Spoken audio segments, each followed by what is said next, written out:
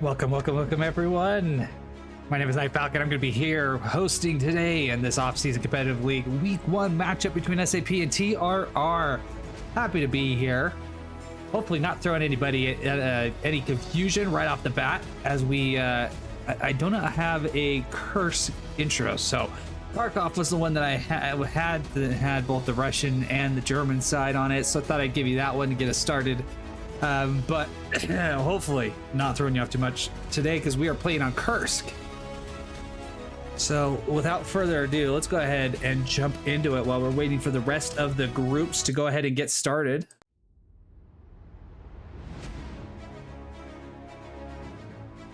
So what sets this league apart from other leagues? Well, kind of like TPL, we're running with a Panther ban. Meaning that the Axis forces, the heaviest tank they're going to be able to roll out is going to be a Tiger tank. Another interesting thing about OSCL is going to be that the HQ arty is actually banned, so we're not going to be seeing any static artillery guns. The only arty play that's going to be out there is going to be from the side of an SPA, a self-propelled artillery vehicle, which is fairly new when it comes to the Hell Let Loose sphere, being added in update 19, I think. Yeah. Anyway, it's a fun little thing to be able to drive around. I don't know how many of you guys have been able to do it, but definitely adds a whole different perspective on things, simply from the fact that it can take out enemy outposts. It can't take out garrisons, though. No garrisons. It can take out enemy outposts, so that makes it pretty interesting, if you ask me, to see how teams go ahead and employ that and use it in their overall strategy. The second part about OSCL that makes it very interesting is that all flares are banned. So in other leagues and throughout the competitive meta, flares have been heavily used to be able to identify enemy positions, advances, see where they're breaking through lines. Here, no good. Can't use them. So it's going to be left up to the commander recon plane abilities, and the recon tanks are going to become very, very beneficial to teams to help try to spot where enemy advances are coming from. Like other leagues, though, nodes, they're going to be indestructible still. We want to be able to go up. We want to stay up. We want both teams to be able to generate resources at the same clip, but it's going to be up to the commanders on how they allocate those resources. All commander abilities are also allowed, so that means you're going to be seeing things such as the commander arty ability, which, while it's not like when it was first rolled out where you could take out garrisons, it can do a good area denial and try to prevent people from getting in through places. So I'm honestly very excited to see how that one works out, being a commander myself. And so we'll keep an eye on that throughout the course of the match. And then, like I said earlier, SPAs are allowed. Going to be very interesting to see how that plays into the matchup today, especially on such a tank heavy map like Kursk. Those things are going to become big sore thumbs out there. Definitely juicy targets for all AT and enemy tanks. And so without further ado, let's go ahead and talk about what leads us into this grouping that we have today. So for those of you that haven't experienced it before, welcome. Honored that I'm your first competitive Hell Let Loose environment stream here. But let's talk a little bit about what this is all about. So Hell Let Loose has 2 different game modes in it. One being offensive and the other one being warfare. We're going to be playing warfare today. In the simplest terms, warfare is kind of like a tug of war, where there's one point set to be attacked by one team, and they also have a point that they're trying to defend at the same time, just as the other team is trying to defend their point and attack their point and attack your point. So let's use this map as an example for what we have in front of us right now. So at the very beginning of a match, this middle grid square right here is going to be unclaimed. It's going to be neutral territory with 1 point available.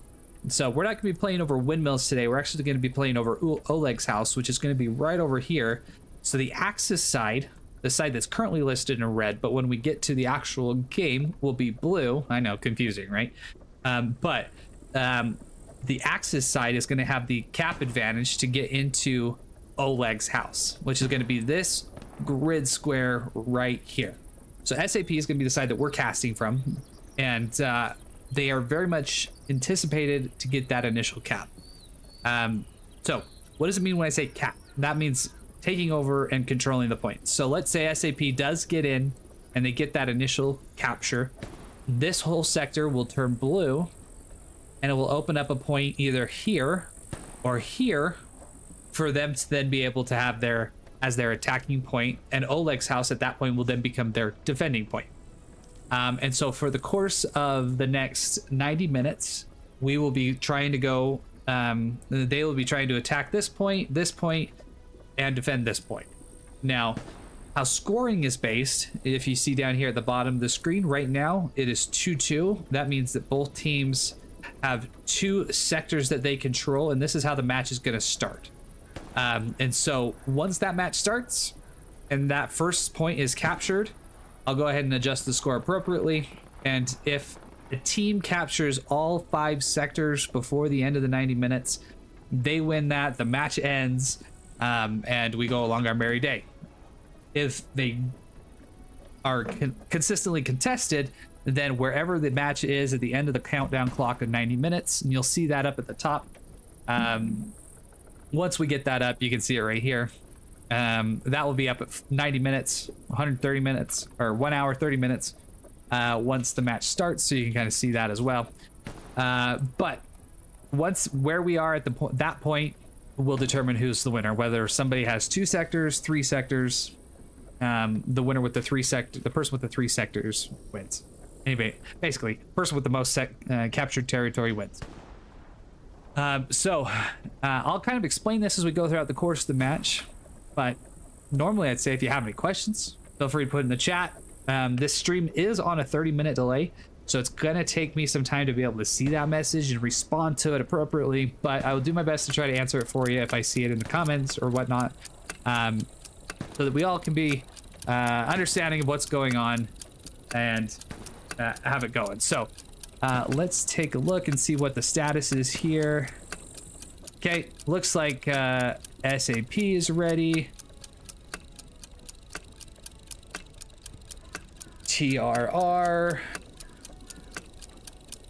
Looks like we're hopefully going to be flipping here as this clock is going to run out for us to go ahead and get started into this matchup. It's going to flip us to the right sides, and we can hopefully get this ball rolling.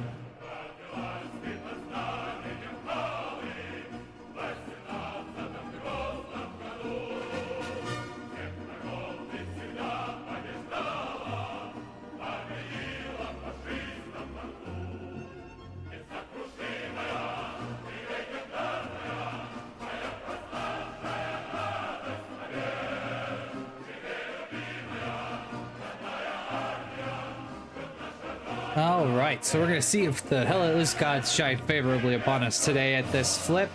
If it does flip to Oleg's house, we're live. If not, we're going to do another double flip to get us into the right place and the right sides. So fingers crossed that everything flips well here in 9 seconds and it goes to Oleg's house. So we'll find out. Oh, but it's flipping to an entirely different map. So that means we're going to be double flipping here in just a moment, because we want to be on Kursk.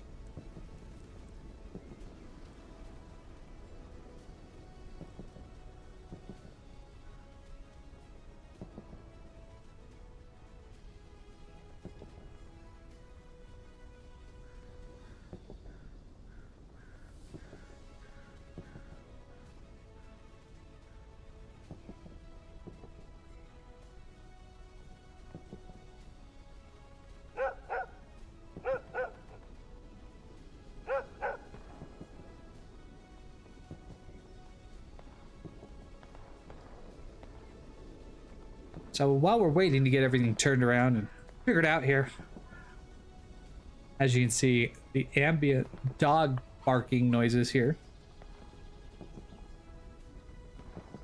Well-known myth around the Hell Let Loose community that those dogs like to point out towards enemy infantry. But as you can see, we have no location on the map at the moment, so can't necessarily bark out any locations to us. Unfortunately, just a soundscape of the map.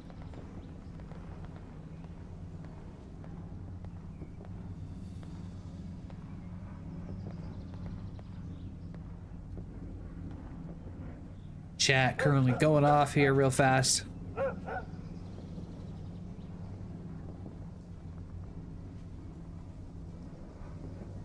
As we try to sort this out here real fast.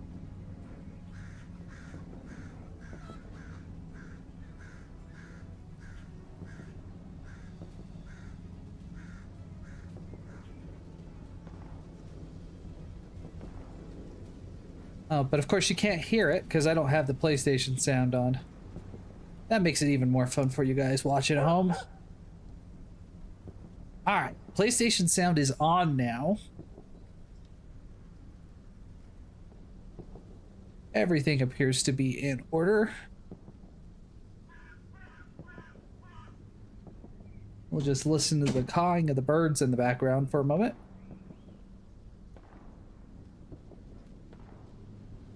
So I'll use this as a good opportunity to call out here this week. I hope to start a new show that I'll be premiering on my channel called the After Action Report. The idea behind this is that we can simply review some of the matchups of each of the leagues that played over the weekend, give you the final scores on some of the more key matchups. We can go over some of the stats.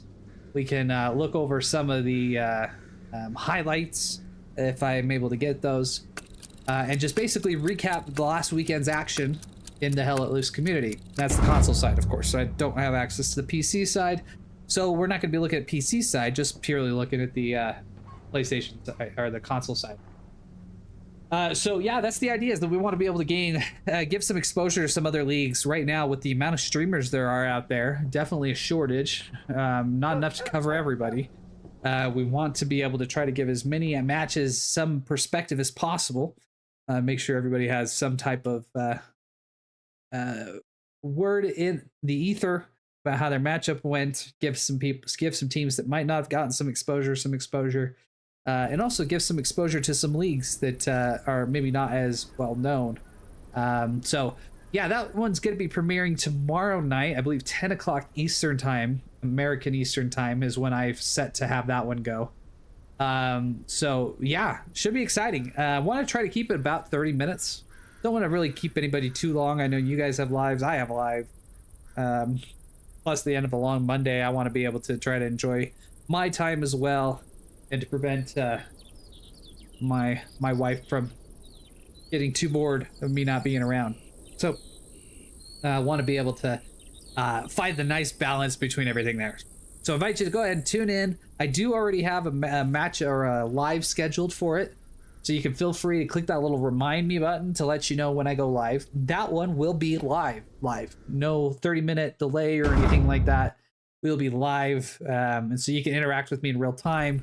Hope to have some other casters with me in the future, but for this initial broadcast, just going to be me. Lots to cover, but we're going to give it our best go. Give it a good old schoolyard try, or whatever you call it. Anyway, match is flipped. We are now going to go live. We're just waiting for everybody to get into squads before I go ahead and make a squad as well. Want my to be all the way at the very bottom, just to prevent any problems with the jumping around between things and whatnot.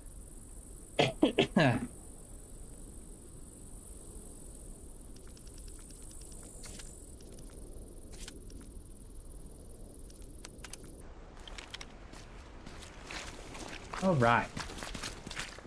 Find a nice comfy bed of grass here and go right into it here.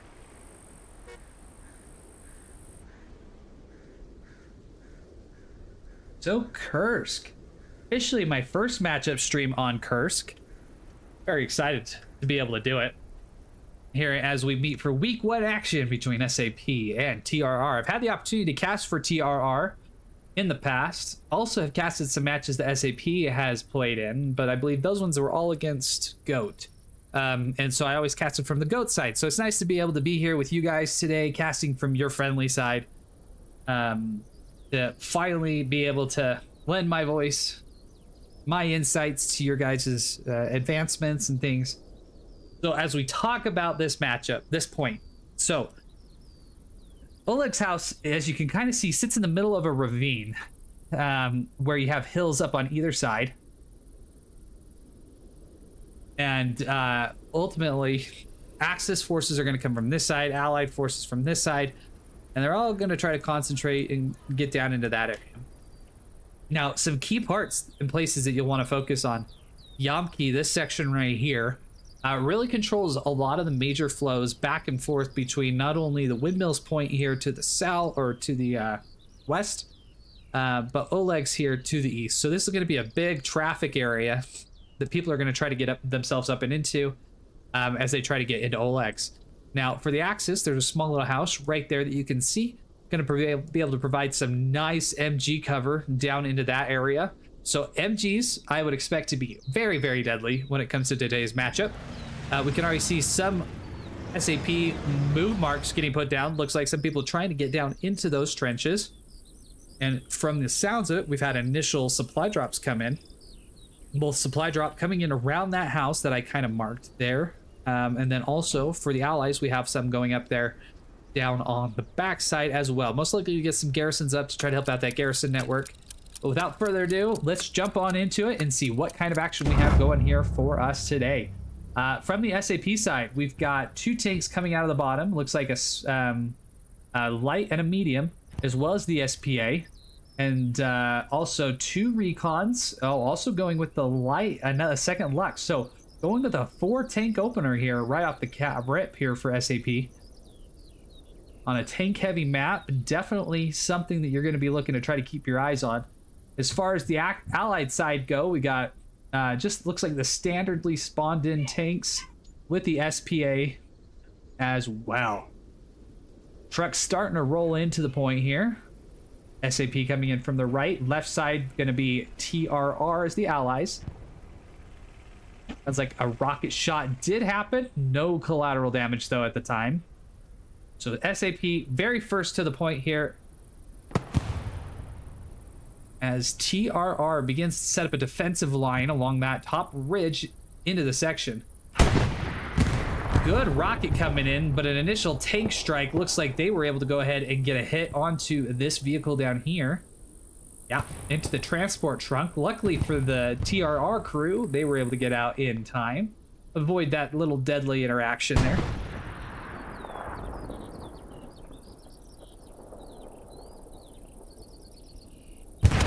So there you can see the initial rounds coming in for the Axis SPA. Now, very interesting flight patterns for these SPAs as they kind of fly in like a javelin missile and shoot straight down.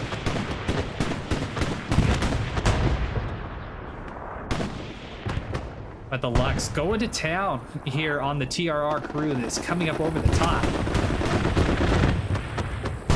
With the medium tank here pushing down into Oleg's here for TRR. Well, she running around on the backside, trying to stay alive, making sure his team has spawns. With an initial strike going right off the front side, this medium tank for TRR already getting bombarded, but ricocheting things like a Jedi in battle here with his lightsaber. Now really causing some damage to the tracks, forcing him to back up, get some distance from the attacking onslaught though. It appears that it's all just cosmetic damage, really. As it looks like he popped himself back up. No armor hull damage yet to be known of. Just his tracks on fire. Still willing to go ahead and try to peek that angle, see if he can get an angle on those Luxes. And with that, first cap initial goes to SAP, leading 3-2 here in this week 1 matchup. I mean, very strong right off the bat and claiming that mid cap without much of a problem.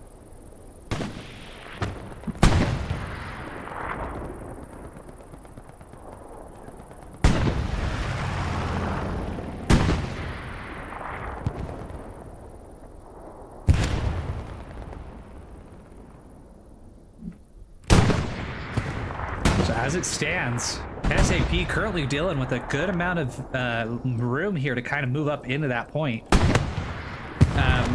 TRR is forced all the way back off to this garrison. We saw him get wiped out pretty well here due to that Lux opener. But they're slowly starting to push their way down here into this point.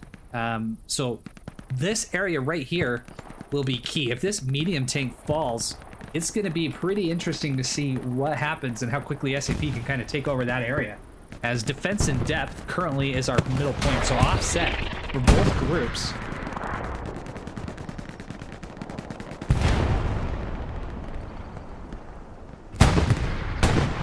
Shot from the TRR medium hitting the bank as it tries to just do everything it can to just sneak it over the top edge. But again, hitting the bank as Siggy is able to take out the SAP player there.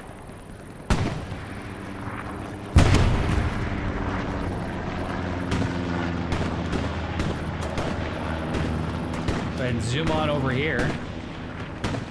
Get a look at the line from the SAP side.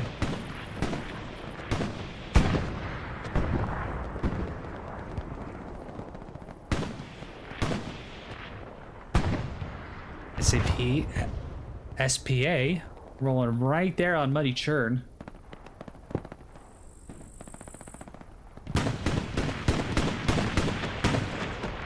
Here's that we lost some vehicle over here. Let's take a look real fast.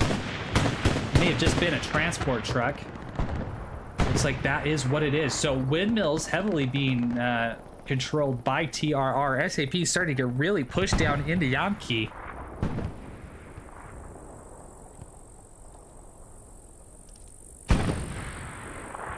One Lux, 2 Lux, medium. SPA, looks like the recon tanks have fallen. Got 1 recon tank up for TRR. And just like that, looks like we've lost one of the Luxes here for the SAP crew.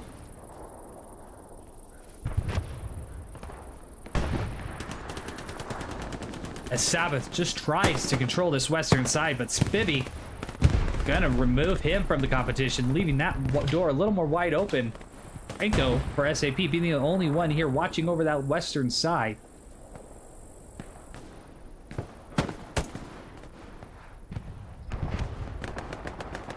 As Spivvy moves on up into the other houses. So the TRR crew currently just slowly weeding their way here into the area. As the Lord of the Underworld himself here, Mr. Anubis, fighting up against Sabbath here. Anubis taking out Kingham. Sabbath taking out Anubis.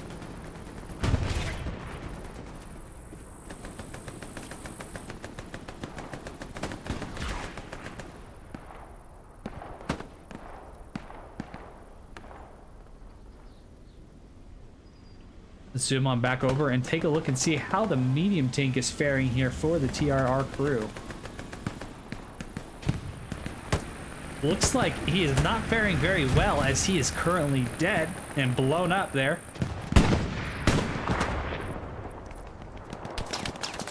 Yep, no longer on the field, so that medium tank gonna really be a costly thing here for TRR and trying to hold up this area. Granted, the SAP armor appears to be shifting west to try to help out with that incursion there, leaving this front portion of the hard cap area, of the soft cap, hard cap area open. Maybe for the next TRR tank to come on up and cause some issues. It looks like they've got 1, maybe 2 crews waiting up there in that top right HQ for some heavies, as they will now become available as we are 10 minutes in. Another Soviet light tank coming on up. With Papa Mike trying to find cover behind the small little mound of dirt in front of him. Turbo Taco taking shots, but Papa Mike knows that he is there. Papa Mike returning popping shots at Turbo Taco. Turbo Taco flinching just a little bit as he gets hit, but gonna end up having the last laugh there on Papa Mike. Lucas getting mowed down by the tank.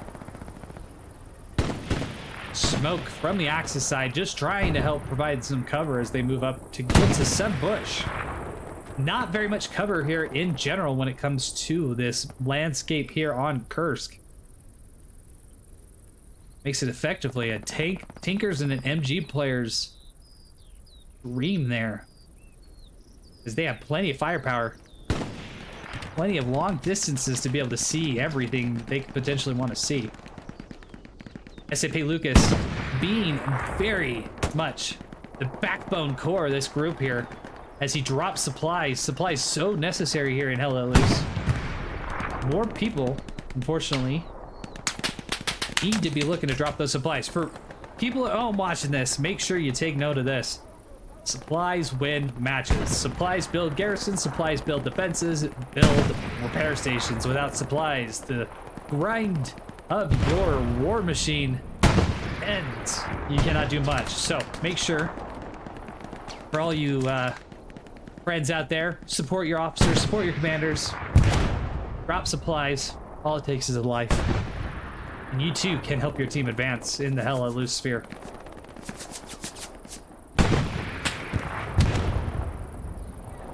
Got a battle coming up here. Curtis Cat falling to Brahm and Bandit. Bandit. Sorry, Bandit. I said that wrong. I know I did. But that's what we're gonna roll with right here. Let's go ahead and clear out some of these extra marks as we see a spawn off of that TRR OP. Oh, nope, that is an SAP OP. Now, Kursk, also with its open fields, is concentrated a lot on some tank, or on these trench warfare tactics here. Just slowly having to move, as it's the only cover for quite some distance, as these guys just continue to get mowed down here.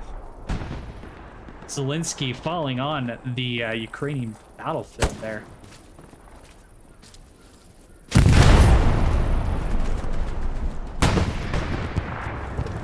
Bandit. And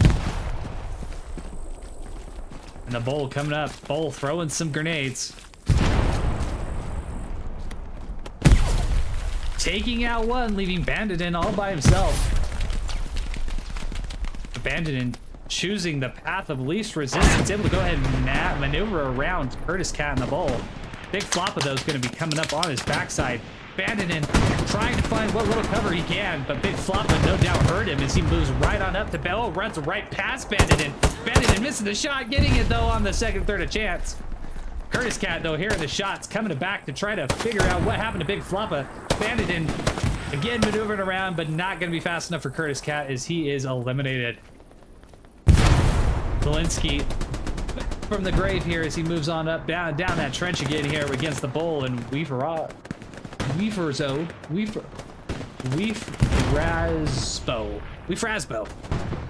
We'll run with it. All right. So let's zoom out just a little bit. After a few seconds of having a little bit of front door action there, SAP has been able to respond very well and has pushed TRR back when it comes to their areas of controls. SAP now owning this trench, which is a really key trench when it comes to owning anything here in the middle sector. And I apologize that I had my little thing there.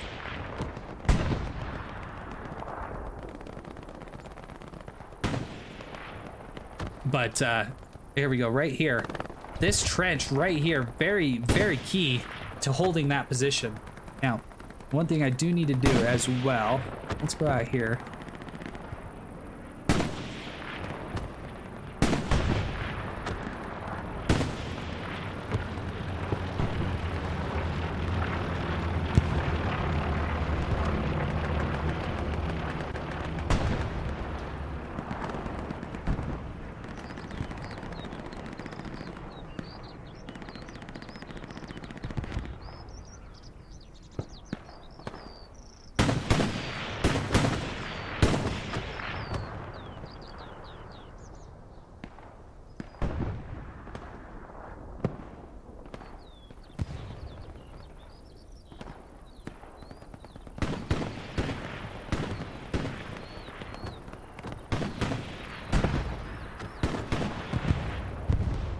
All right, and now here we are about 30 minutes into the broadcast, so we're gonna welcome everybody here.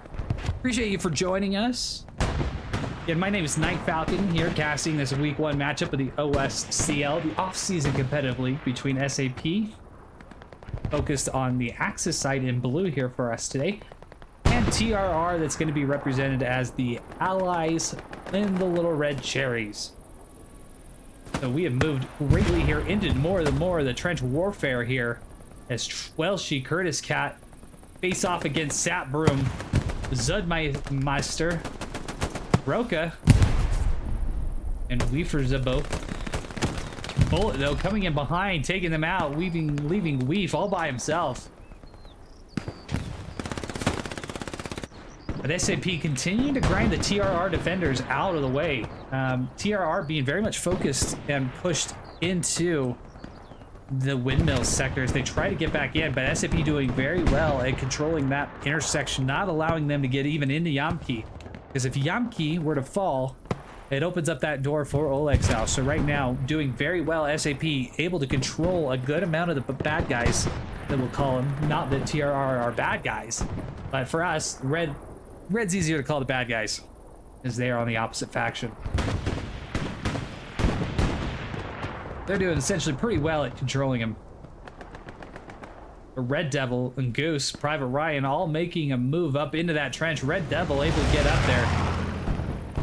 Being an officer will open up the door greatly for TRR to be able to get back up into that sector by putting down that OP. Get as many spawns off of it as possible to continue just to leapfrog and try to anchor their way back into this point. Galavio making a good distance run into the point towards defense and depth, but unfortunately being mowed down by Anubis.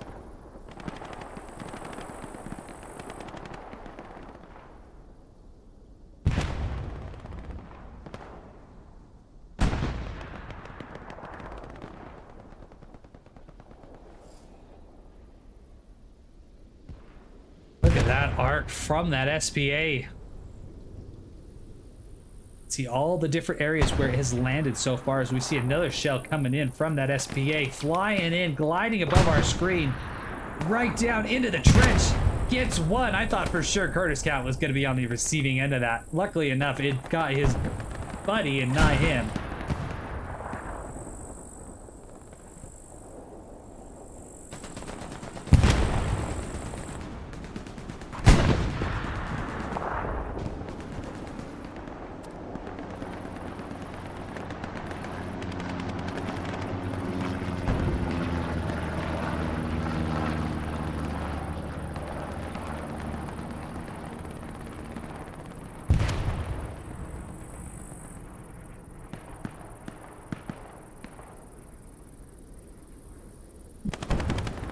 Yes, Skeptic making a Skeptic a bullet for you.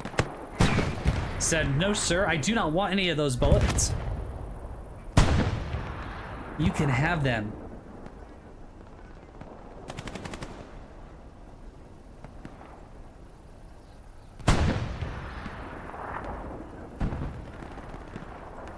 So more and more bodies for SAP falling to the defenders here at TRR. But Skeptic still finding his way back into that back line. Now, we talked about how vital the armor situation is. And so let's go ahead and zoom out. Let's take a look and see if we can identify where these various tanks are for these crews. As it currently sits, we got one medium tank for TRR, one heavy tank, one IS-1 up here, and then another T-34 medium tank coming in on that side. For the Axis side, we've got a Lux right here. We got a heavy tank out here on the edge with the Tiger side, and it looks like we have another Lux that's building up and repairing a little bit right there. So it's 3 tanks against 3 tanks, but the overall strength advantage going to the TRR crews, as we just see that Lux that was here on the outer side drop and die there. So that is going to open up the armor advantage definitely to TRR's favor, as they appear to be stacking them up here on this western side here. Bombing run coming in, though, for SAP Commander Polycarpo.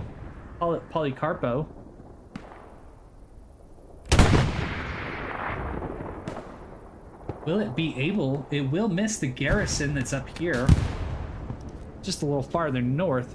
But Mr. Xbox appears to be right in the middle of that bombing area. As we see that medium tank for the Allies fall down, Mr. Xbox trying to run for his life. Mr. Xbox able narrowly to dodge those bullets, those bombs coming on in. And it appears that bombing run not going to do much of anything, unfortunately, for the SAP side, as that garrison on windmills is going to stay alive. SAP moving great down the trenches here, right in the front door towards defense depth. SAP Handsome, if he's able to go ahead and continue to control that trench, it's going to open the door greatly for his guys to go ahead and get into it. And this is really a battle by the trenches, kind of jumping trench to trench. As a rocket comes from backside of Narnia, falling without any damage on it, but no one putting the fear into SAP that they've got the range to be able to do it. Bandit moving up, Big Floppa. Big Floppa gets the first shot, but Bandit closes it and says, "That's mine. Get out of here." Bandit throwing the grenade. Grenade lobs. Apatis right on it. Hears it, runs away, but is able to get away without causing much damage here. Bandit moving on up under the explosions. Papatis holding the angle here. He's got the bazooka out, so going for the big trench warfare play here. Papatis blows him up, just saying, "I'm not even gonna give you the option to try to shoot me. I'm just gonna blow you to smithereens here." Trying the strategy again, this time 3 enemy combatants moving up the trench. But Mod done it, able to clear them out, allowing Kapitas to go ahead and wait and save that rocket. Potentially for that Panzer IV that's moving up there. But Mod done it. Really just causing havoc here as he moves on up through the trenches. Skeptic just trying to avoid all the damage there. Has a good rocket from Papatis. Very, very good rocket. Big Floppa takes out Saparoka. Coming off the OP spawn. Fortunately, had no chance as Floppa had gun trained ready to go.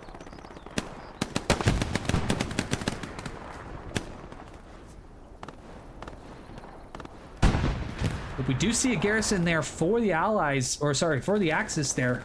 Nope, not a garrison. My eyes tricked me. It was a Panzer IV. Way to go, Falcon, losing all credibility here on your ability to identify things. So be it. At the end of the day, I'm just some guy sitting in a dark room somewhere, watching a screen, yapping about a competitive video game.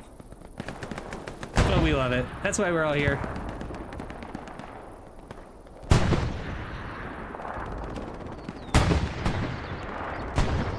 What are we talking about? Hell Let Loose is life. We know that. Anybody in the competitive sphere knows it's life. We love it.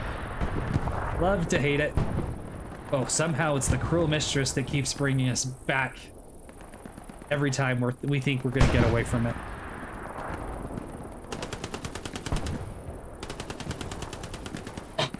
So, we're seeing a good amount of ebbs and flows here, as TRR has now been able to move themselves back up into the trenches there. Kind of zooming out a little bit, allows us to see that greater scheme of things here. As TRR is mounting a pretty good little push, get themselves back up into this sector, getting them all the way back into this trench, as I was telling about there. Red Devil and his crew got up in there, and it looks like that has been able to allow Welshie and other crews to get up in there as well. So that's one thing that I just love about Hell Let Loose, is watching the ebbs and the flows. How one team will hold an advantage, be able to press and attack for a little bit. The other team will be able to remount, try to be able to get back on top of it, and you'll see some pressure come back in. One key thing that both of these commanders are trying to read today, not only the movement of their troops around the map, is to be able to read when those ebbs and flows are happening. Because if you're able to time a push along with those ebbs and flows, use your rockets, your bombing runs, you really can do a lot of damage if you time it perfectly, and that's why commanding in this game is so difficult. Not only are you responsible for trying to keep up some spawn points so your guys can get in, but trying to read and understand those pushes. Many games have been decided by commanders being able to time those and mistime those respectively. Gruber able to take out the TRR attacker.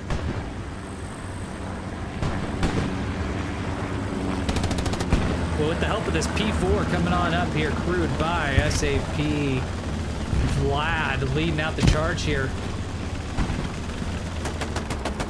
They are moving to try to clear these guys out. Anubis sneaking along the backside, but that gun got... Oh, we saw that gun snap right to him there. Credit there to Mr. Elias as he was able to go and take out Anubis. Dom very quickly snapped him and fired him into oblivion.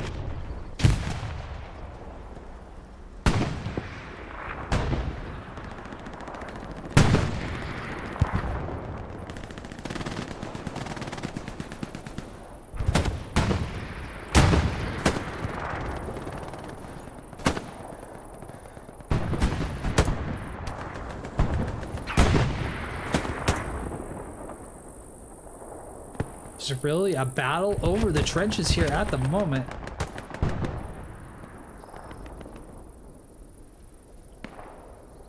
Red Devil making another press. Will he be able to get out Whoa!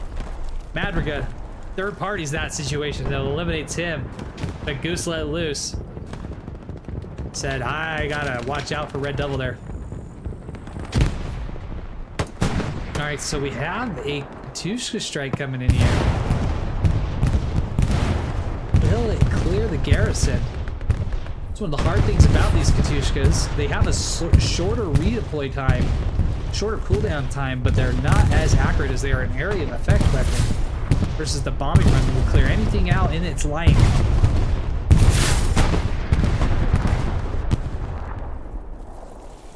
It looks like for the time being, that garrison going to be able to stay alive as it is nice and sheltered inside of the fence and the building there.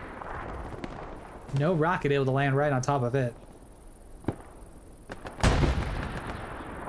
The point already being contested here for SAP. Looking to try to keep some guys in the defensive point here, make sure they don't not lose that.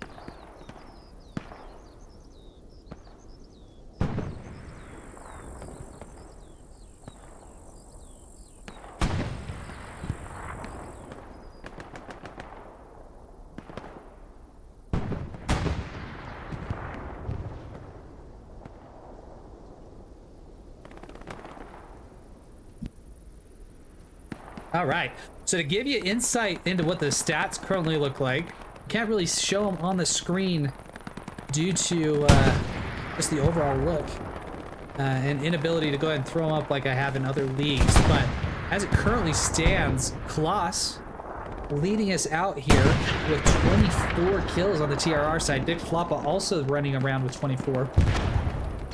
So a little bit lower scoring so far than we have in some of our matches, but TRR making pushes here into the point as we start to see some cap pressure falling here as TRR continues just to push on in. But defense pressure coming back up in for SAP. All garrisons still in working order for the SAP side. Like I always like to say, it is usually not the first push that gets you the point. It's again back to those ebbs and flows, and right now there is the ebb going in the direction of TRR, causing SAP to be a little bit on the back foot. How will they respond? That is the question that we will yet answer, as this appears to be one of our biggest areas of focus at the moment. If they can get up, if TRR can get up and get to this garrison, that's going to allow them to fully control Yamki. This Legion Werewolf finding his way on top of the building here, able to get a good line of sight on the SAP defenders. Many of you might not know, but all of these yellow buildings are able to be climbed. You're able to get up on the roof right, just like Legion Werewolf is doing. Which can really confuse a lot of players as they do not expect people to be up there if they're not familiar with it.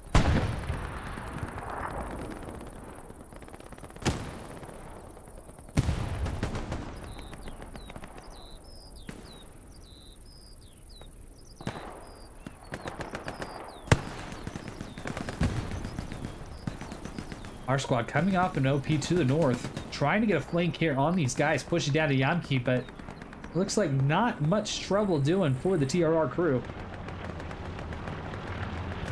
The recon plane goes flying up over the top.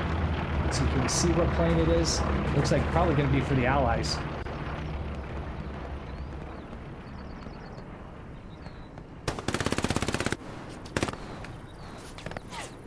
Now this is going to be a dangerous little area here as Klaus mounts on up. Let's go ahead and take a look and see what he's looking at. Now that unfortunately is not going to cause us much help there, as his gun for sure was up over the edge, but when we go up and looked into it, not there. So unfortunately couldn't get a good look at what his view perspective was, but I mean, let's give you an idea of what it looked like here. If you're mounted right up on there, you can see quite a good amount of stuff here. But Bullet also finding his way up, probably given this destroyed truck route here, able to get himself up into the top here. Gonna be squaring off against the Legion Werewolf. Take away all the extra stuff and leave just who we can see here. As it appears they're playing a game of whack-a-mole up over the top. Bullet though decides to run and see what he tries to see if he can just push on the attack here to the yellow house here. Bullet taking out Anubis. May have also got Goose. But Bullet making a good push as Werewolf falls. So SAP responding well, pushing these guys out of Yamki. And just like I was saying, this is really going to be where the key push comes in through. As this area, if SAP can control this, they'll be able to block off Oleg's very well.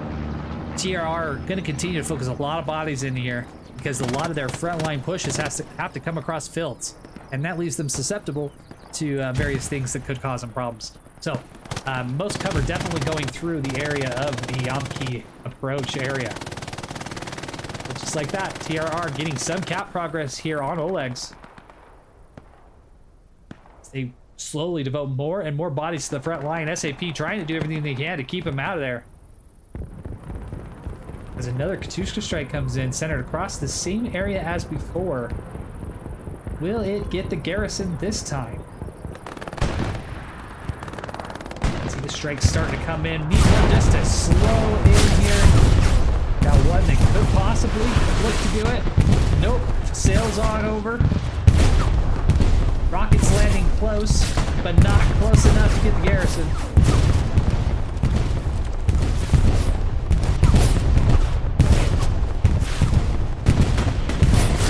One of the most cinematic commander abilities, I must say, here in the Hell Let Loose game. That Katusha strike, pretty awesome to watch come in, so hopefully you guys enjoyed that angle as much as I enjoyed giving that angle there.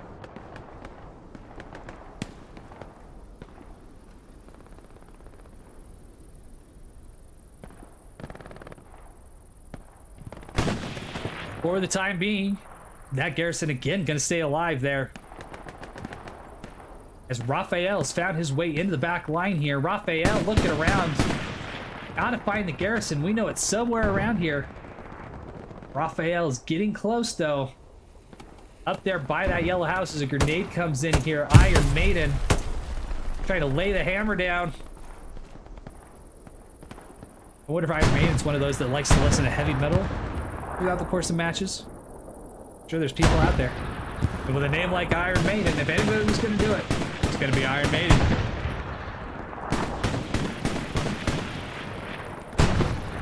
Keeping it safe for the time being, garrison in the middle of Oleg's going to stay up.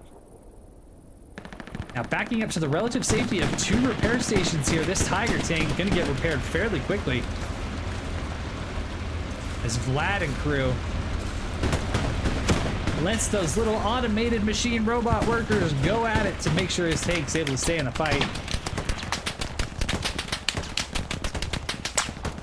But we have this IS-1 trying to push up and give the advantage. Unfortunately, I would say advantage goes to Tiger Tank at the moment, as he went from flaming to nothing in a matter of seconds. That double rep station doing a lot of help and good for him. Who will win the matchup here? Tiger's starting to peek the top. Who will get the first angle? IS-1 backing up more and more. Neither side knowing where exactly they are, as it looks like the spa for the Allies is starting to try to get on in and see if it can help out, as its IS-1 is currently trying to fight this, but oh, there we go. Starting to even out this fight a little bit as the SPA is able to take out one of the two rep stations here.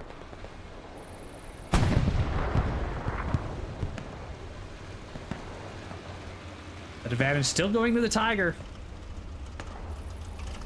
as neither one of them want to make the first move here.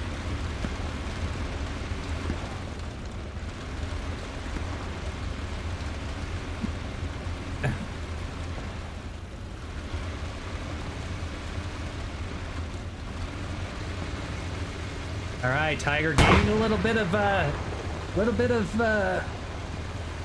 excitement here. A little confidence, trying to make the first push. We are now even, so there's a rep station for each of these heavy tanks. Good work on both sides respectively. But peeking the angle. Who's gonna get the first hit? Turret for the IS-1 maneuvering. Gets the first hit. Tiger tank gets the hit as well. Are they going to back up? No, they will not back up. They will get a second shot here. IS-1 hits the turret. But as the Tiger starts to move on back, will they press their advantage? Oh, but Braum able to play with the distraction. That IS-1 not knowing that his satchel currently, but Weave, I think, getting the awesome rocket shot, able to take out the Tiger tank as Devil Dog tries to move up. Penny not able to get it in time. Devil Dog will not be able to save this IS-1. IS-1 will fall as we are hitting 5, 4, 3, 2, 1. Up in smoke, getting 3 kills with it. There you go. So, the tanks doing damage to each other, but not ending up with the kills, respectively. Infantry coming in clutch here, both sides. All right. Now, where does that leave our armor situations now? Let's take a look. No armor for either team in the middle of the middle sector. Nothing. No armor. All being removed. So we've got another IS-1 moving up right here. That's already been marked out. We do have an airhead for SAP trying to get some type of maneuvering going on there. We've got one P4 and one Puma coming up here for the Axis. But whoa, what are we looking at here? We have one little light tank for the Soviets. It's made it all the way back into the defensive point here. Middle hardcat, or middle HQ. That could have caused some problems in trying to get another Tiger tank up here.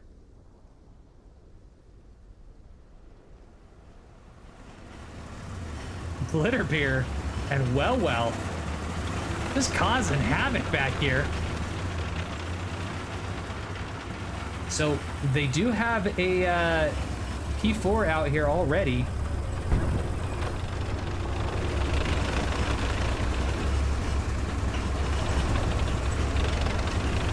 This is something you normally see in public matches, not in the competitive sphere. And nobody seems to be responding back to it at the moment for the Axis. Body's starting to come off the airhead for SAP in the north. We'll go ahead and take a look at it here in a minute. But want to see if these guys can go ahead and get this Panzer IV that's up here. Better yet, Tiger tank coming out of the right HQ. Just playing kind of a sapper role all by itself back here. This little light tank trying to punch well above its weight class. Take out some of these larger tanks sitting in HQs. Now keep in mind this is a 40 versus... Is it 40? I believe it's 40 versus 40. Yeah, matchup here. So lots of stuff can happen as... I mean, it's not quite 30s or 35, so it's not as easy to get around, especially on such a wide open map. Good on the Russian crew for being able to get as far back as they did.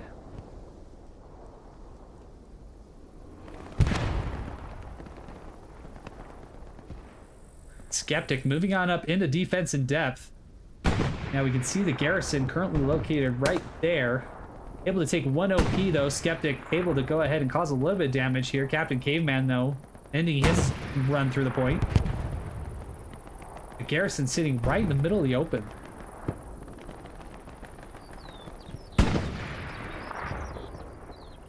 their commander, Policarpo, or Chow's back there, were able to spot that garrison through the help of their magnifying binoculars.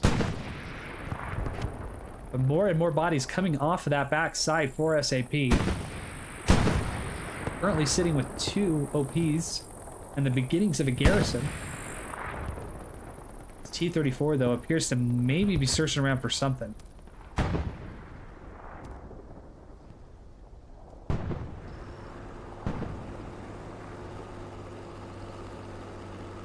Airhead no longer available for the SAP crew. Gonna have to get that garrison up off supplies.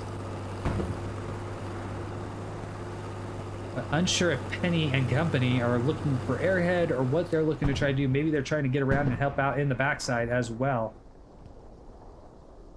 As that light tank continues to just cause problems back here. SAP, though, to their credit, holding very strong on the defensive end. Even with the push from TRR, they're still able to go ahead and hold up here as we near the halfway mark of this matchup here between these two. All right, light tank already taking some shots up against the SAP SPA here. That is a lot harder than I thought it would be to say that.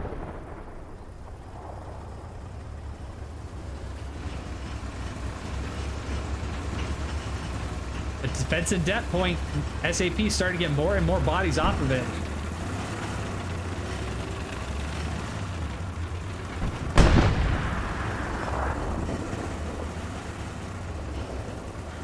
Oh, B squad was very close to seeing a garrison in the back there. As a rocket from Weef, narrowly missing that Panzer IV, moving on up.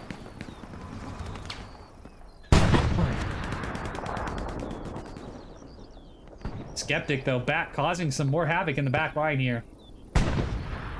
Running around with the assault class, probably has some type of satchel there. But Fokker, that's going to make the PPSH better than the STG in that instance. Big spawn wave off the garrison, though. Continue to put more and more bodies back here. As Martin Brown moving up the trench, trying to figure out where these guys are coming from. Slowly pieing his corners. Good work on Martin there. Taking out some supplies here. Ammunition. Brown. Moving up. Big spawn wave off the OP. Did Martin see it? He did, but he's met with a wall of lead coming back from Brom and Oliveira. Gruber moving up. Getting shot, misses the first one. Able to get the second one, though. As more and more bodies for SAP begin to fill up on those OPs in the back. Garrison now gone up for them. How many bodies will they devote to this backside pressure? Forming a nice lineup into the point. Major Fokker coming on up, trying to do what he can to spot this incursion going on in the back line. Here's the SAP has been able to move a lot of their guys holding off the western side of Yamki back into the airhead and garrison location. Leaving the remaining guys to continue to hold their line on the front door of Oleg's. With that, we see some cap progress starting to come in for TRR. And no sooner has it been sniffed out as we begin to go back in favor of SAP.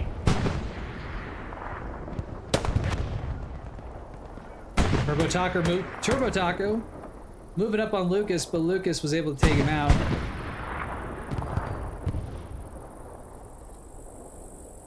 Appreciate you guys joining us again. I'm Night Falcon here, host of Falcon Studios. Very happy to bring you this matchup here in week 1 of OSCL. As always, we appreciate any likes, any subscribes, any shares as we try to mount our push to 500 subscribers. Be able to get us some additional advantages from the YouTube overlords. Invite your friends, like, share, subscribe. If you're interested in Hell Let Loose competitive, if this is your first time seeing it, by all means, There are plenty of resources out there. Fellow caster Smithers, host of Smithers Cast, has recently done a good amount of work to try to help people get... That is a great rocket there as I'm in the middle of talking here.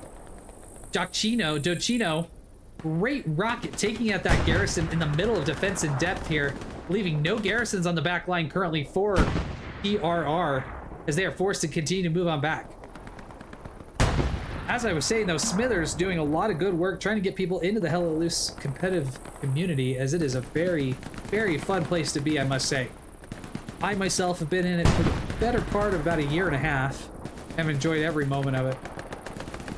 It's honestly how this game was meant to be played. If you enjoy it in the pub lobbies, like the public Blueberry lobbies, you will very much enjoy the coordination, the planning, and just overall teamwork that goes into these Hell Let Loose competitive app matches. So if you're interested, I invite you to go ahead and take a look under the Enlist tab in your browser, your server browser when you're in the game. Play around in some communities areas. This bombing run comes in through for SAP. Hearing 2/3 of the way capped here for SAP. All hands on deck, trying to get back for TRR.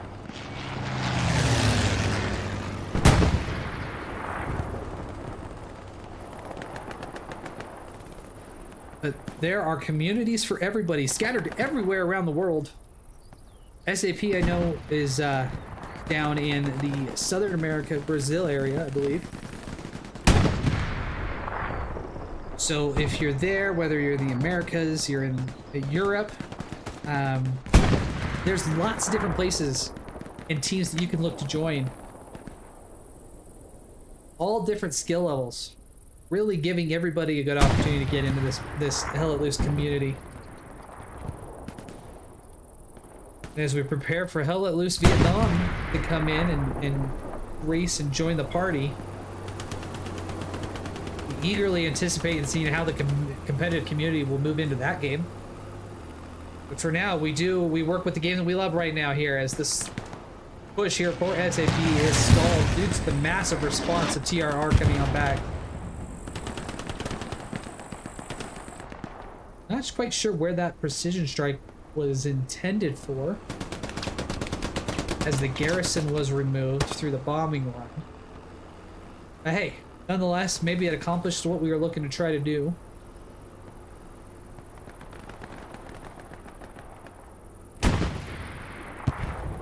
As the garrison still for SAP in the back, I mean, continues to pump out guys. It's not yet been eliminated.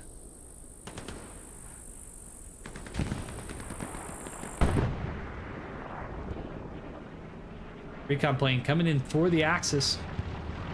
Going up over both points.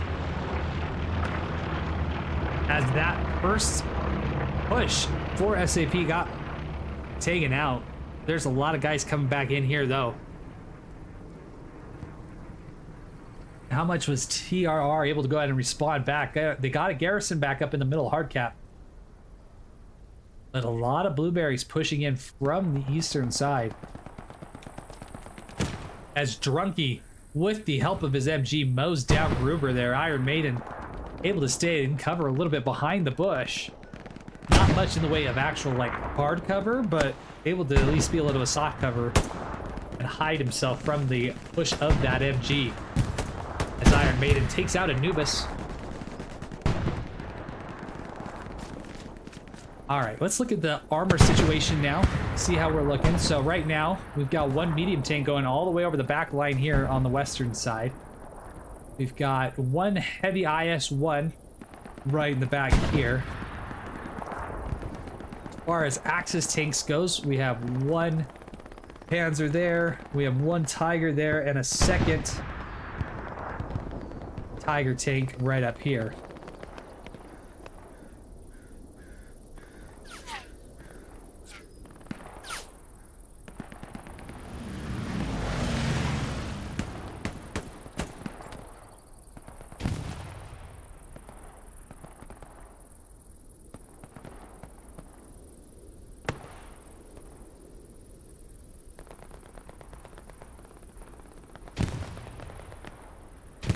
Lots of smoke going up for TRR here. As Madragona just tries to figure out where all these guys are crawling through. Now, definitely a strategy the infantry can look to use, one I've used myself. Time consuming, but it can be very beneficial to get up to areas, as Raphael was able to go ahead and sneak around, but appears to be losing all the progress he made by crawling through areas as SAP continues to push down in. SAP Handsome, though, able to get a shot on Raphael. Not quite sure exactly if he was able to get the cap or if it was Madriga.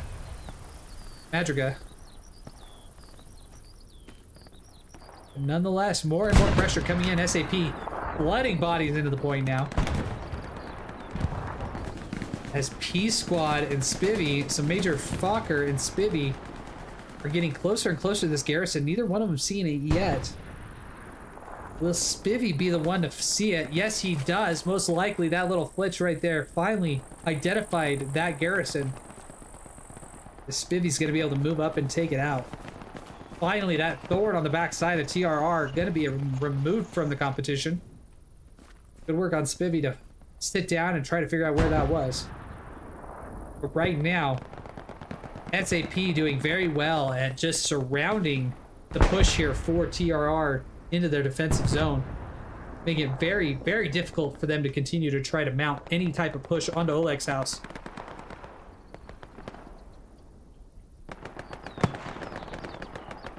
As more and more rockets flying in from both sides. We're going to call this the Battle of the Garrison over here, as we have an enemy garrison and a friendly garrison very close here. Axis garrison just behind the smoke on the right side. Allied garrison surrounded by all the little red cherries. Zelensky holding the eagle well, able to take out Mood. Mod in it.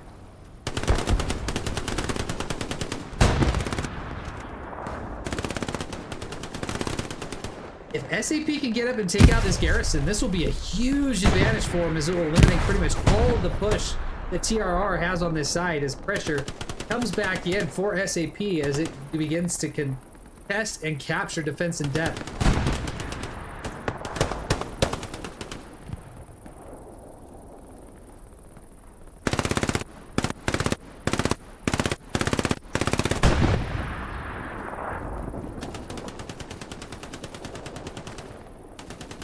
Right now, SAP owning the advantage here on the Battle of the Garrisons.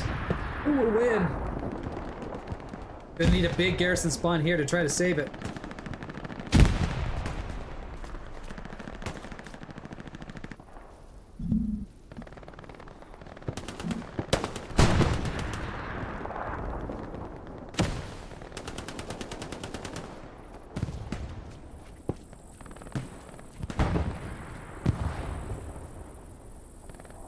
Legante, I appreciate the forgiveness. Not quite sure what I did though.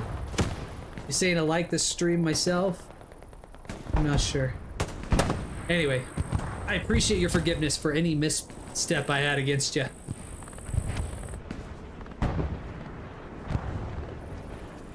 But now nearing 2/3 of the way, caps here on the point. SAP continuing to drive into the sector, owning pretty much all of hard cap. Reinforce is down, so expect, yep, just like that, pressure to go back in favor of TRR. But how long will these SAP attackers be able to hold out? There's a big rush coming on into the point. Welshi getting shots off, but exposing himself greatly to the trenches there, able to get an SAP attacker to go ahead and get up over the edge there. More and more TRR bodies falling. Gruber working up from the backside, leaving Rafik all by him is lonesome. Rafik not long for this world, but taking a couple with him. Oh, but he is owning it. But Gruber not finishing him. Gruber, get him. Get him, Gruber. Oh, Gruber going for the kill of the garrison instead. Rafik now a man all by himself. Gruber falling though. Off the backside OP spawn there. Iron Maiden, will he get Rafik? Or will Rafik stay alive? Oh, Rafik falling to a satchel that was placed in the back line there. Unfortunately for him. Cap going back in favor as Iron Maiden falls. Yeah, going back in favor of SAP. SAP moving in hard as the only spawns are OPs in the area. Or TRR. They have one garrison in the southern side. Right over there by the tanks.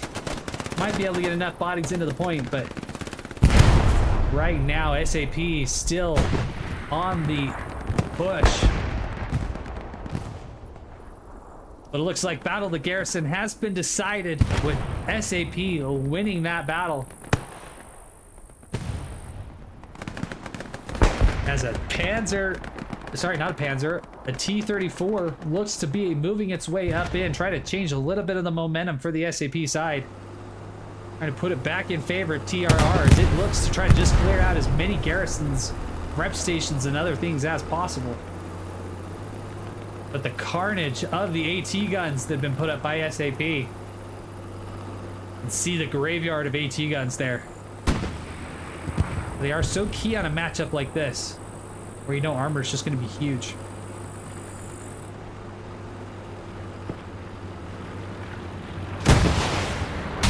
Rocket. Very good rocket from Handsome with a handsome rocket, I must say, right in the backside of this T-34. Mark's going out. Bandit in. Facing off squarely against that T-34. Handsome narrowly missing the next shot. As Recon Tank looks to be moving on up. Puma not able to get it. Will the Puma be able to get a shot? It is moving on the backside here. Puma lining up the shot. Will it get a hit? Gets one hit in the back. That's going to be the best possible option for it. Will it be able to get another shot? Missing the second shot. Needs to put it right in the back there. Come on, Elias. You can do it. Use the force, Elias.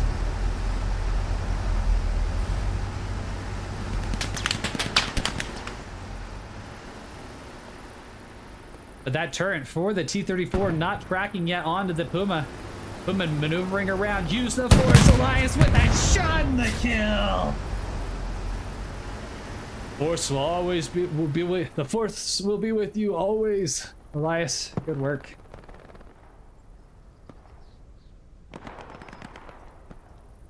Well done by the Puma crew there.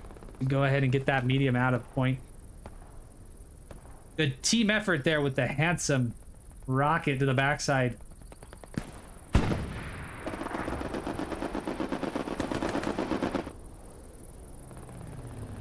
As far as resources go, plenty of resources for the Axis crew. Sitting at just over 1,000 on the munitions. Or not the munitions, sorry, the manpower. Plenty of stuff sitting in the pocket there for the TRR, for the SAP crew.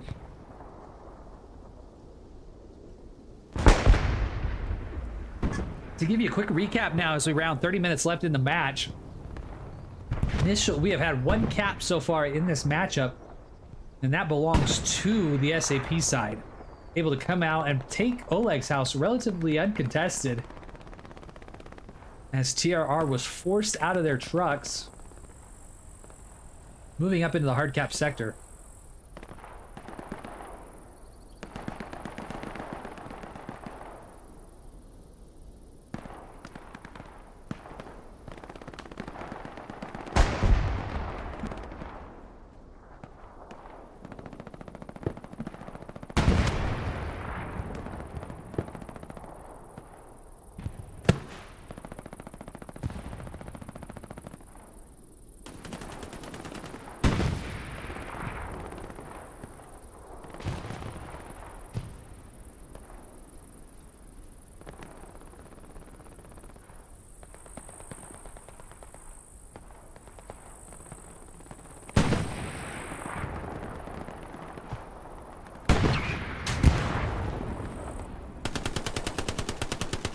Here, this supply truck here on the backside taking a hit.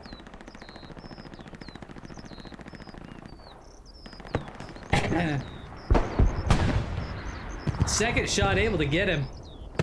Did he get his supplies out though? I don't know if Commander Irritantia was able to do it. Looks like if he was, those supplies, well, no sooner were they laid down, but they were busted up and blown up.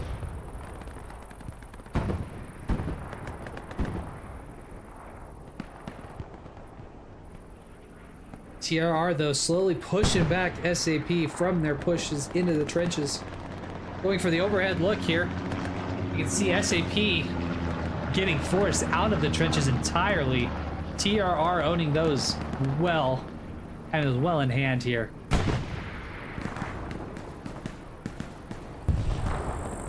So for the time being, SAP appears to be being pushed back. TRR making their push into the area.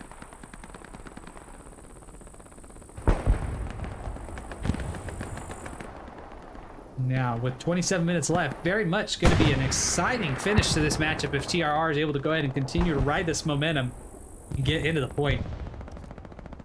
One T-34 on the left side, one little light tank over there. Garrison put back up here for TRR with another IS-1 coming out of the back. Tiger tank coming up.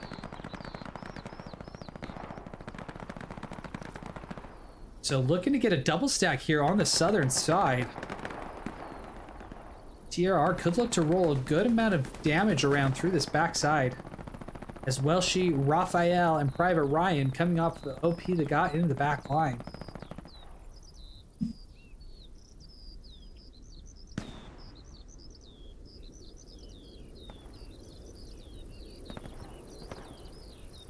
Go ahead and watch how this armor push goes. Light tank not waiting for anybody, not waiting for the help of his little T-34 there to help him out. He'll push right up into the point.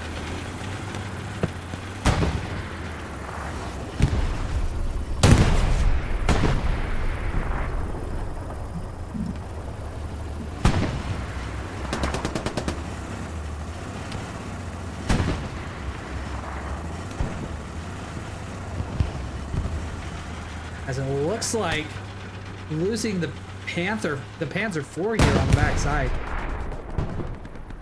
Nope, not a Panzer IV, just an AT gun. Another one to add to the group as its previous occupiers are taking a nap, it appears. For all you kids in the audience, they're napping. That's all, just taking a quick break from the action.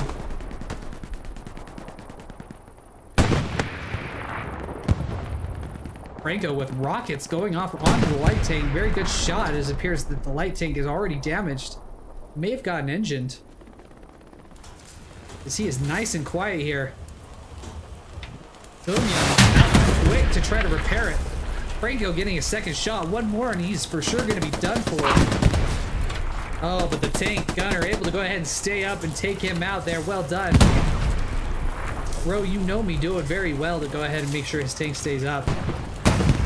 Boomya going to town, just trying to get that back up and going as quickly as possible as the engine appears now to be fully repaired. Mac Daddy moving up and up, though. Will he be able to get the satchel on? Will Mac Daddy be able to be a Mac Daddy and get this up on top? Light tank wisely zooming on out. Good awareness from the spotter to know that Mac Daddy was coming up from behind.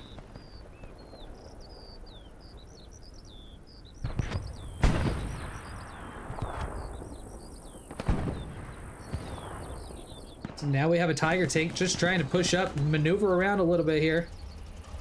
Just behind us. Here we go.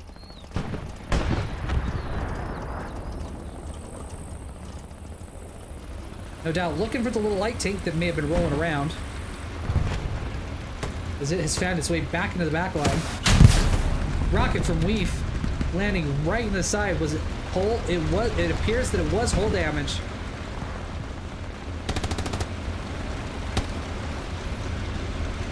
As those bazookas are well buffed now. Might have been able to do some hull damage there.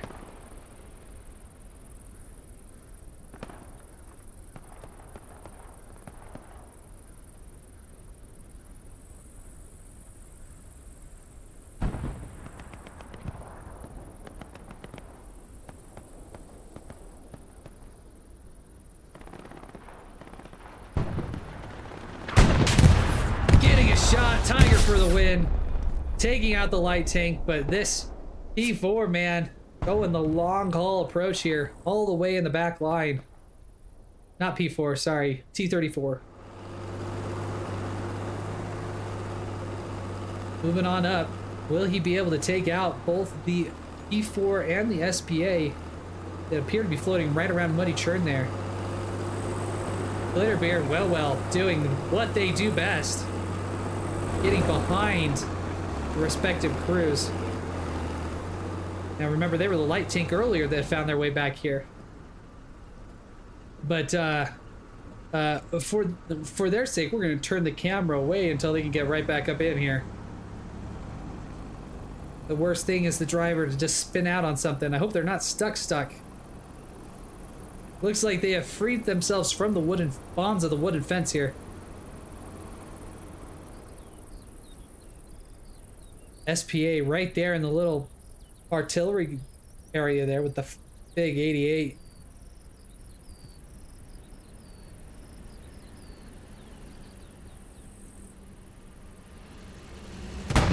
They get a shot on it.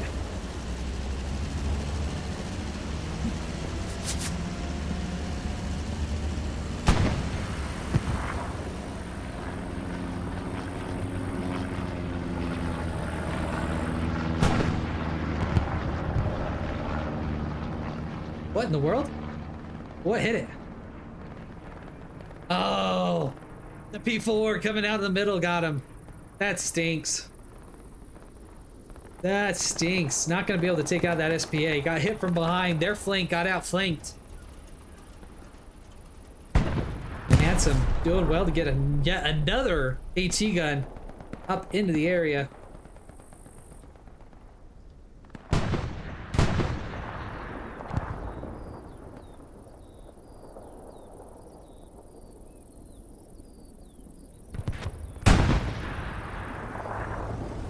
But a very good placement of this IS-1 here. Going to give itself a lot of cover.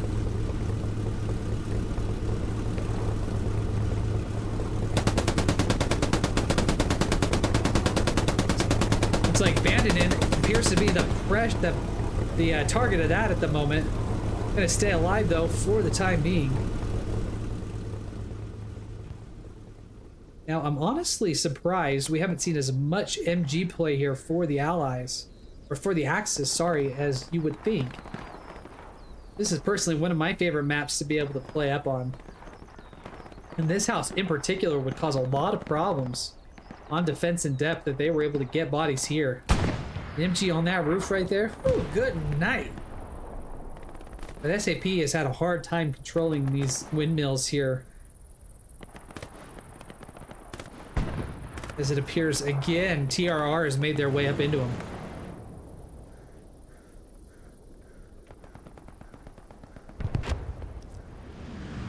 So 20 minutes left. Let's look here. Let's talk a little bit about what the setup is. Open up my little screen here so I can draw effectively here for you. Oh, precision strike coming in though. Let's take a look and see where it goes.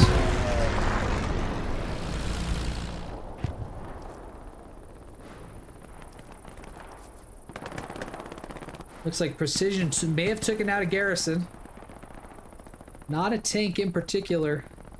Is it? Oh, drills are locked. There we go. All better. So no tank that it was targeted after. Surprise, seeing as that heavy was marked up there in the top. Anyway, back to the action here. You can see into the overhead Falcon cam. So, line currently looking good for TRR, who hasn't been able to do a lot when it comes to trying to get into Oleg's, but we're nearing 20 minutes left in this matchup. They're setting themselves up nicely to try to make some pushes down here to Yamki and Oleg's house, with SAP kind of having to come off garrisons that are all back here.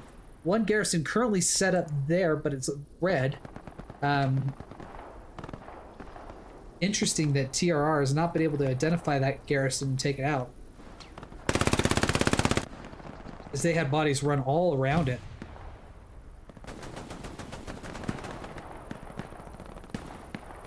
This bandit isn't able to get off of it. Now, again, these two trenches right here, both providing places for those garrisons, is this garrison right back up in this sector here for it, TRR. Totally undefended, but Bandit and Broca appear to be going the other direction. Not quite aware that it is there.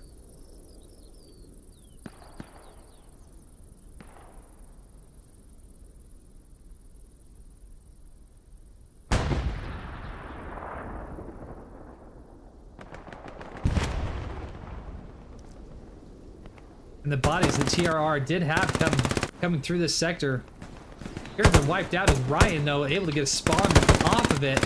Able to take out Broca and the other SAP player. Oliveira, though, lining up, waiting for him to peek that corner. Advantage Oliveira, I must say.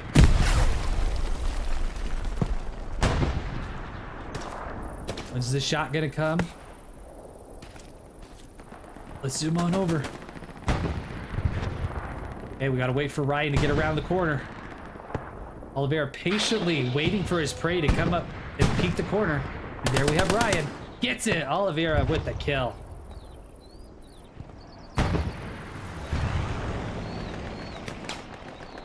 So yeah, this missed garrison right here from TRR causing a lot of damage here as SAP has been able to get off of it and reclaim that sector of their line.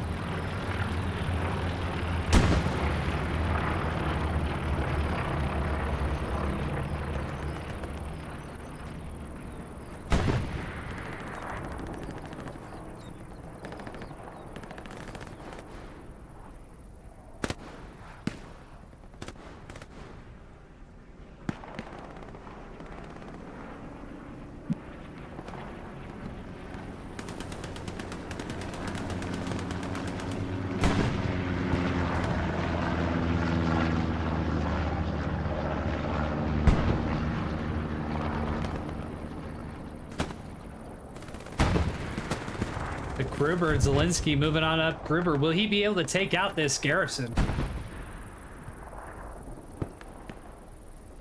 Oh, Private Ryan spawning! Oh, I thought Private Ryan was gonna save it. Oh, that's too bad. Gruber gonna take out that garrison though. Devil Dog just gonna be a little too late. Nose him down though. Did we finally have that tiger? Oh, did the IS-1 finally eat the dust? It kicked the bucket. IS-1 currently gone, no longer up. Gonna go advantage for the SAP side on the armor pushes now going in the last 15 minutes. That's gonna be huge.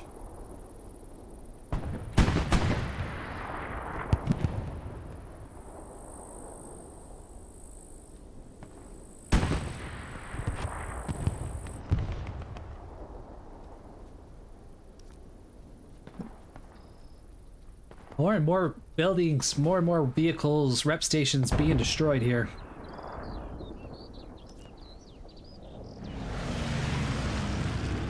Big flopper though back here.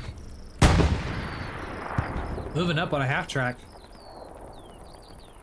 Does he know that it's there? Does not look like he knows that it's there.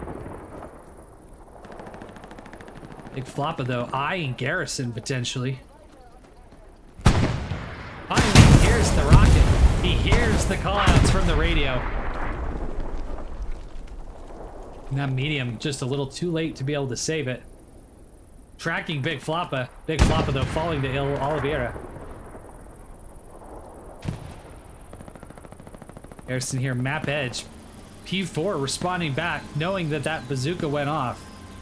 Sounds like words have not, communications not yet made it to him that they are very much okay at the moment. Will Weef be able to get this garrison? Lines it up. No, he aims for the take though, missing it narrowly. Weef not aware that that garrison is right there. Will he be able to hit the shot? Lining up the rocket, it flies. Narrowly missing the turret. Weef just narrowly weefing on it. Takes a round to the face. P4 able to go ahead and eliminate him. Curtis Cat and Bowl spawning off. Which one will notice the garrison first? Both moving in that direction. Bowl can't hear it yet. A skeptic firing off. Reason why I'm zooming in so closely to Bowl is to hear if when he is going to be able to hear this garrison. Bandit coming off. Bull through the wheat. Here's the shots from Bandit. Rotates, takes Bandit out. Bruno, though, also hearing it. Skeptic, Bruno, not knowing that they're there. Molotov going out. Molotov landing on Skeptic. Skeptic not on fire, though, for the time being. That is unfortunate. I was looking forward to seeing some Molotov play there, but it was very close to hitting that garrison, frankly. That would have been quite the adventure had it gotten it, but OP then taken out. But they're off! They're off! They're back on! Bull! Oh, Bull was able to get Skeptic, but not able to take out the 3 other guys completely surrounding him.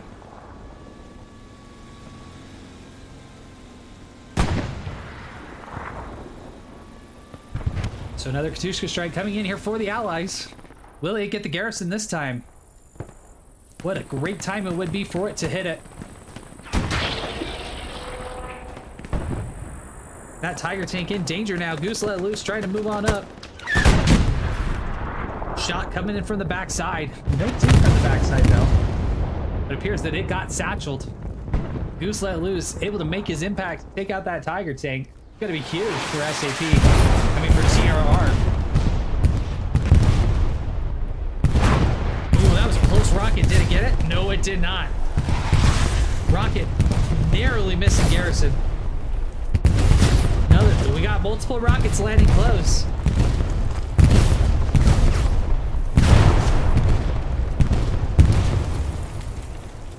But again, garrison gonna stay true and safe against the Allied bombardment.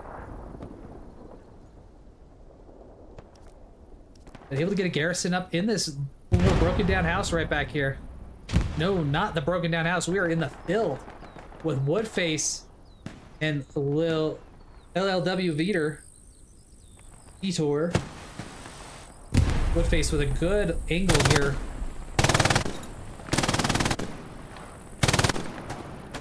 Gonna be able to mow down a lot of these TRR guys coming in from this garrison.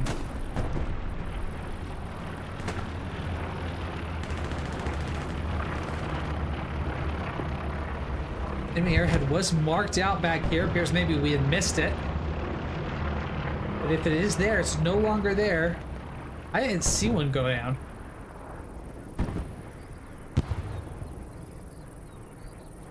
$10 left. Will TRR be able to find a way onto Oleg's? Do not yet know.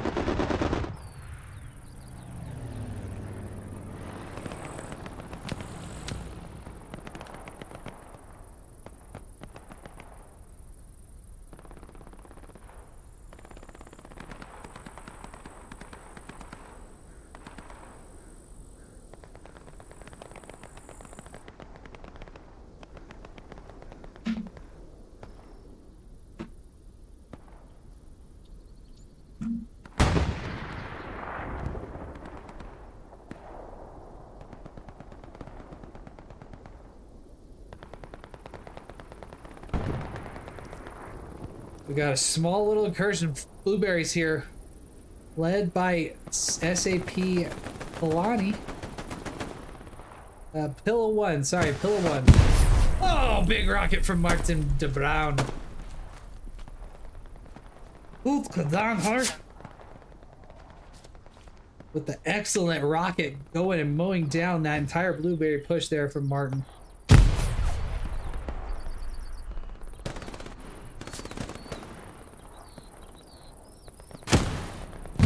Able to repeat, getting one more as Ducino able to go ahead and dodge the rocket that sails over.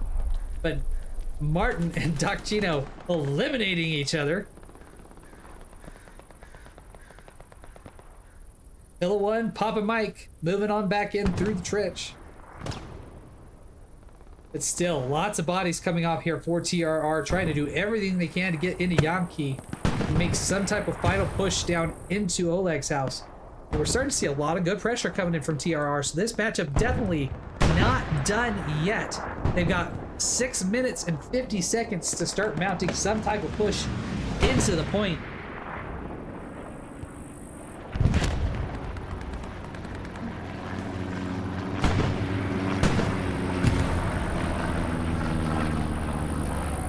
Closing minutes of the battle. Let's look and see what we are looking at in the way of armor. So we got one up here. It looks like a little, that's the SAP. Or not the, yeah, SPA. SPA. Go in there. Got a medium T-34 right here for the Allies. And that looks like it. Nope, then we have one. Looks like probably one IS-1 right here. Unaware if that's exactly what it is as my dots are being covered. But it looks like an IS-1 from what I can see off of that camera. Now, as far as the Axis forces go, we've got a Tiger tank. And we've got a little recon out here. And a Panzer IV coming out of the HQ right now. So, two heavy tanks in the attacking area with some medium tanks and whatnot trying to come on up and help out the fight. So really evenly matched when it comes to the armor situation at this time.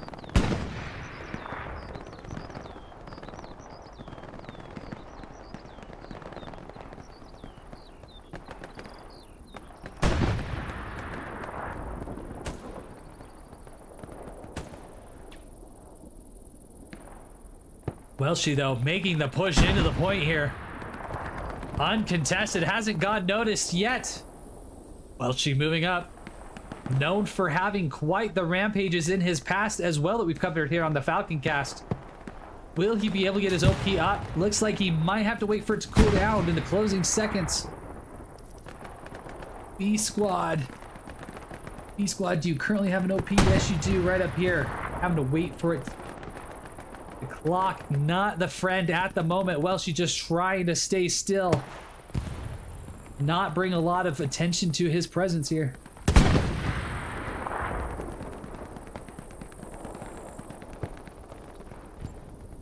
As that T-34 appears to have made its way up into the point, looking to cause as much chaos as it can here. Rocket from Franco missing, falling well short. Do not stop. You cannot stop there. No, keep moving. No, bro, you know me, Fury and Boom Yum. Satcheled here by Robert, unfortunately. They do not know that they are satcheled, or at least are not making any notice that they are satcheled at the moment. Boom Yum jumping out, though. Not going to be able to do it, as the driver now out of the tank is going to end up with this thing going up in smoke, unfortunately. Well, she's still up. OP has gone up. First spawn going off Martin the Brown off. OP stays alive from the satchel.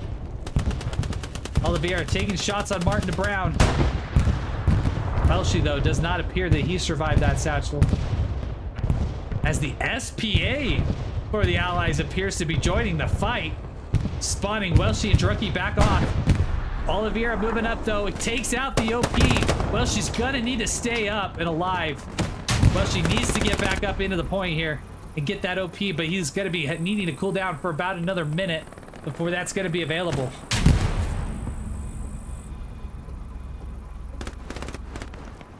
Where is our IS-1? Did the IS-1 go down?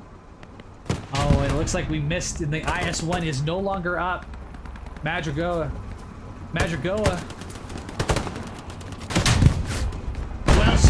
Down, unfortunately. Well, she no longer with us, as Zelensky from the backside taking him out. The SAP doing everything they can to hold on to this point, as TRR is encircling them at this moment. Now, plenty of munitions, plenty of manpower. Be interesting if they launched a counteroffensive here, maybe with a bombing run airhead combo here for the Axis. That would be quite the interesting push, as a second light tank moves on up into the point here. Oh no, well, keep going, well. Oh, well, falling not only to the shot, falling to the AT shot there, unfortunately, but it was not long for this world, as the tank also crested the hill and took a hit at it. But SAP losing all of Yamki right now. TRR holding on true there.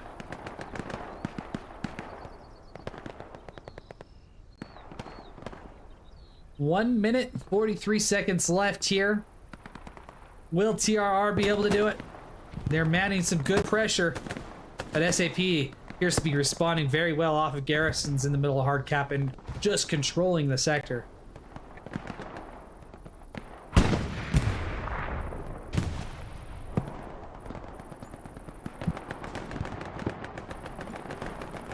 as always, we invite you to stick around for an extra couple seconds here after the broadcast, as we will go over the stats for this matchup very quickly.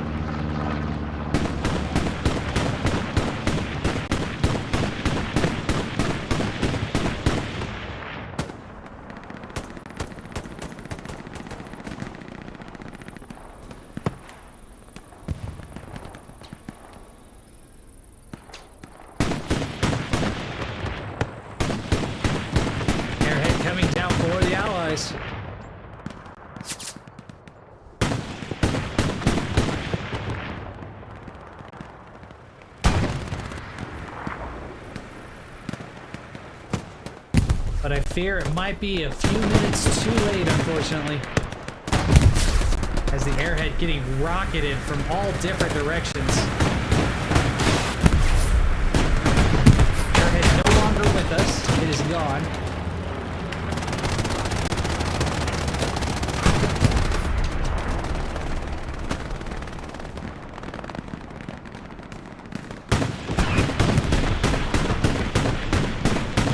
Set to go right up over the top, though. Looks like it will be taking out a couple guys. It doesn't appear that SAP knows that they've gotten it out there yet, as Franco is continuing to push up into the point, as we hear the whine of the engines from the bombing run coming on in.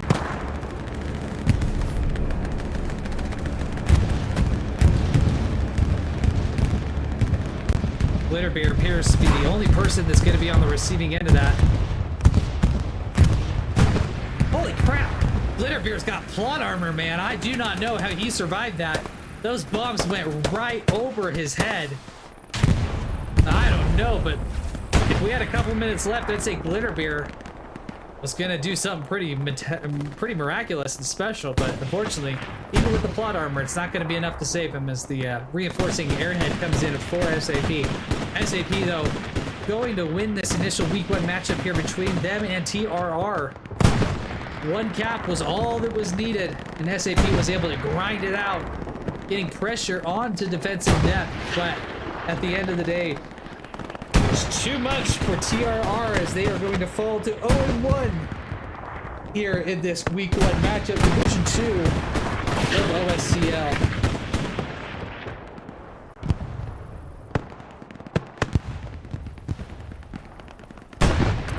So just a brief recap here. And off the start, SAP able to roll out pretty well and own that hard cap without a lot of pressure from TRR. And that really was the thing that sealed it, as TRR just really struggled to get back up into the point.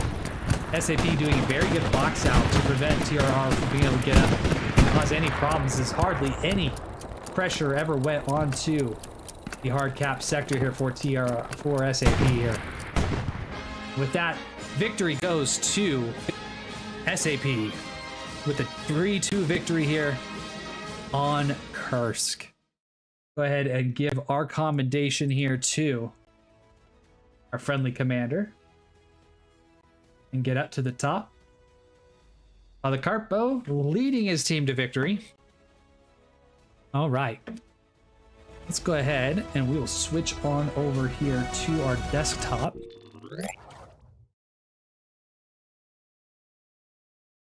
And let's talk a little bit about what got us here.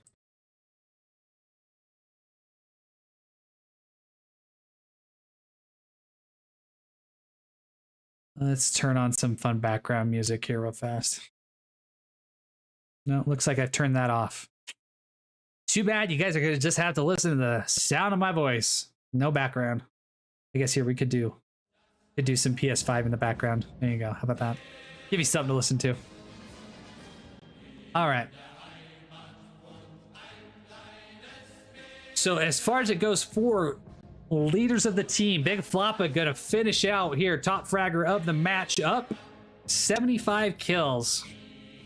Hingham, 71. Red Devil, 67. Legion Werewolf, 64. And Private Ryan, also 64. Elias, with the honorable mention at number 6 there with 64 as well. Rounding out your top kills. 5 seconds here until it officially flips over and we can open up our little stat window right there.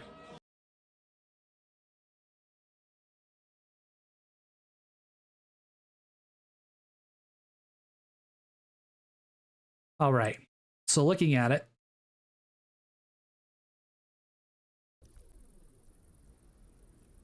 here we go. All right, so Axis, that's going to be the SAP side. Ally is going to be TRR. Axis infantry leading the kill counter there, 1,058 to 889, beating him by just under 200 kills. Machine gunners coming up big for the Allies, though.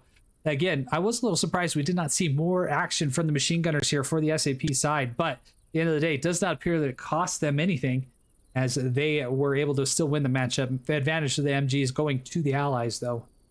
Artillery 0, SPA Arty only getting kills here for the Allies. So definitely something that they're going to want to look into, trying to figure out maybe what happened there, as I know that the Axis were running SPA as well, but it appears that no kills being registered for it. Armor advantage going narrowly to the Axis forces, winning by only 3 kills there. Bazookas being fairly even. Pat guns, SAP had lots and lots up, but it looks like as soon as they got put up, they were taken off and taken down, because they only were able to get 3 kills with the Pat guns versus the 8 of the Allies. So let's take a look here. Now this is interesting.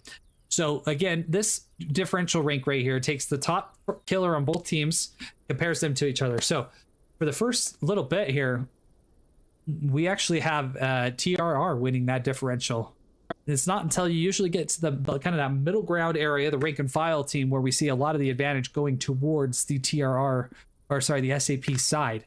So that's really where the battle in the trenches, so to say, was won by SAP there. So good work, both teams, able to go ahead and have a very good 90-minute match here.